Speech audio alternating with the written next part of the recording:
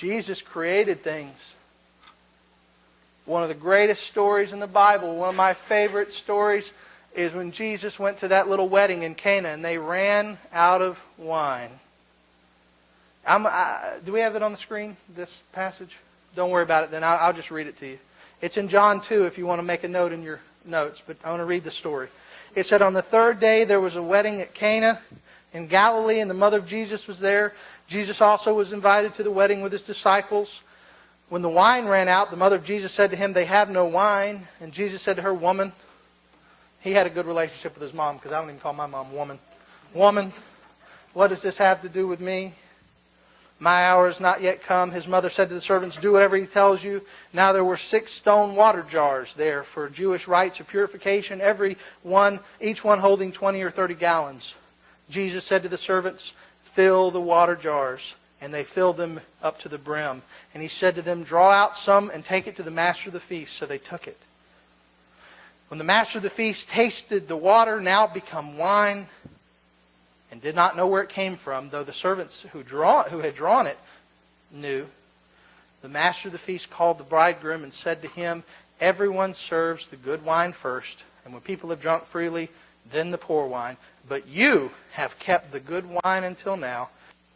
And it says in verse 11, this is the first of his signs. Jesus did at Cana in Galilee and manifested his glory, and his disciples believed in him.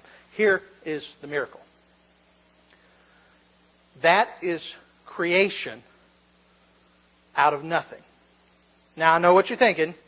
No, it's not. That's transformation. He had water and he transformed it into wine. Yes, but think of it in the terms that I'm using. When I say he created out of nothing, remember this, water is what?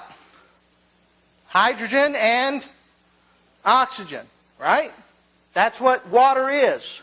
Wine, however, and we have a chemist in the room who I burned him up a little bit or burned his email up, sending him, can you tell me what's in wine?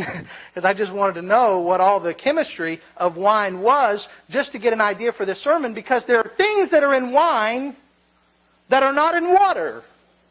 There are chemicals that are in wine that are not in water. Now there are some people who've said, well, those were wine jars, and when Jesus poured the water in, it just mixed with the wine that was there, and it made it kind of watered down, and these people were so drunk they didn't know any better.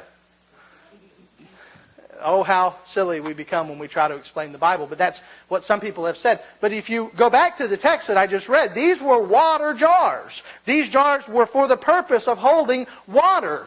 There was no other residue. There was no other chemicals in there. There was only water. However, instantly, there was the creation of carbon atoms and molecules that make up the grape sugar.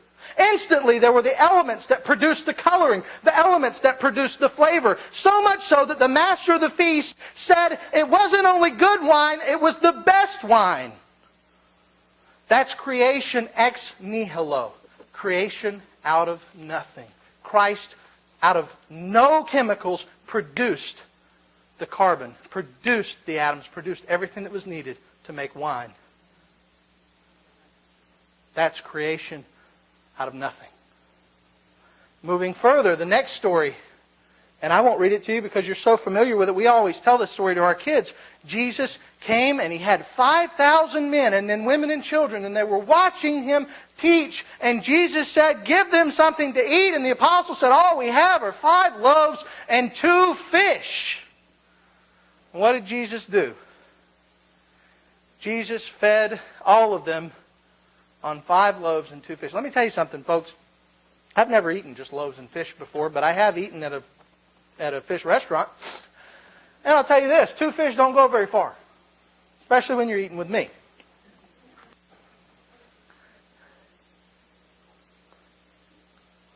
But the miracle was Christ produced fish and bread out of nothing. He brought forth fish and bread ex nihilo, out of nowhere.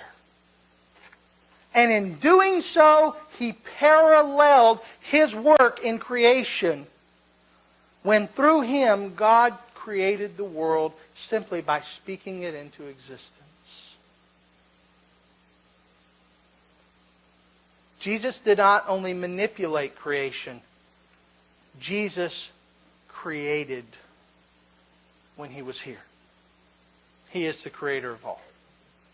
He produced matter out of nothing. That's the first point. The second point, He produced life from non-life. And I want to take you back to Genesis real quick because I want you to think about this. When God formed the man from the dust of the ground, it says in verse 7 of chapter 2 of Genesis, it says, the Lord God formed the man of the dust of the ground. What was he at that point? He was nothing but tissue. He was nothing but muscle and bone. That's all he was when God formed him. What then did God have to do to make him a living soul? Breathe the breath of life into his nostrils. It says in verse 7, it says, and God formed the man from the dust of the ground and breathed into his nostrils the breath of life, and the man became a living soul or a living creature. Notice that. God is the one who breathes into us life. You know, the one thing that doctors still don't understand, scientists still don't understand the concept of life. We understand the concepts of what causes life to end, and we work on stopping those things. But really, though, if you think about it, we don't understand what life is, because this is the thing. If a car breaks down, you can take the engine out, put a new engine in, and it works the same as if it would have if the car would have never broken down. Right? However, if I die and the life that is within me leaves,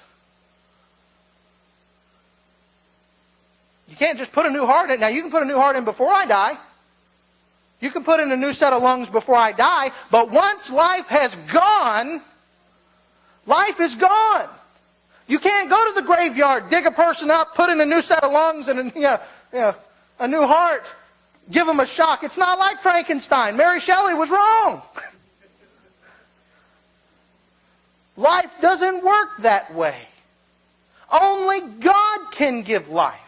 Only God can take that which is non-life and give it life. And Jesus Christ showed forth His deity by doing just that. And He did it multiple times. He did it to the widow's son who was going by in that funeral procession. Here's this weeping widow, and Jesus just comes and He ruins the funeral. And He got the widow, her son. This is at Nain. And if you're making notes, it's Luke 7, verses 11 through 17. He did it to the daughter of Jairus. The daughter of Jairus. And you got to remember that story. It's one of my. I love to preach that story because I always tell it from the viewpoint of Jairus, because Jairus comes and he says, Jesus, my daughter is sick, and Jesus is coming, and this lady comes and touches his garment. Jesus turns around and starts paying attention to her. And you got to think Jairus is just having a fit. Because my daughter's sick. And then the servant comes. Don't bother the teacher anymore. Your daughter's dead. That's what Jesus was waiting on. And He went and He breathed life back into that little girl. And He gave life from non-life.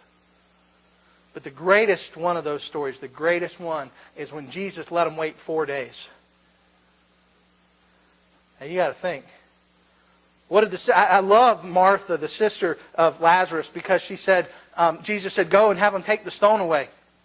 And she says, but by now he stinketh. And I tell you, I worked in a funeral home for about 2 years. She's right.